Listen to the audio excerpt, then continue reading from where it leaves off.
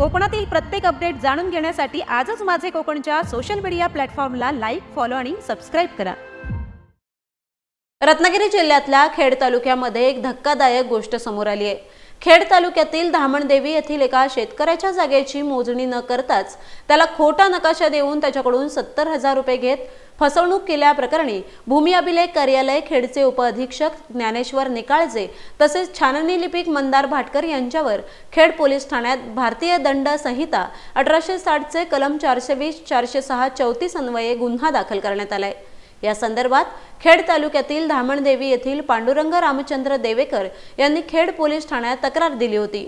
दिलेल्या तक्रारीत म्हटल्याप्रमाणे उपअधीक्षक भूमी अभिलेख कार्यालय खेड ज्ञानेश्वर निकाळजे आणि मंदार भाटकर यांनी जागेच्या मोजणीच्या ठिकाणी आल्यानंतर जागेमध्ये झाडे खूप आहेत, मोजणी होणार नाही, तुम्ही पैसे द्या, मी मोजणी करून देतो असे सांगून देवेकर यांच्याकडून 70,000 रुपये घेतले। त्यानंतर त्यांना मोजणी न करताच पूर्णपणे चुकीचा नकाशा देऊन त्यांची फसवणूक केली आहे। या संदर्भात पांडुरंग पेवेकर यांनी खेड पोलीस ठाण्यात दिलेल्या तक्रारीनुसार 26 सप्टेंबर रोजी भूमी अभिलेख कार्यालय खेड येथील तत्कालीन उपाध्यक्ष ज्ञानेश्वर निकाळजे तसेच मंदार भाटकर यांच्यावर गुन्हा दाखल करण्यात आलाय। या संदर्भात अधिक तपास पोलीस करत आहेत।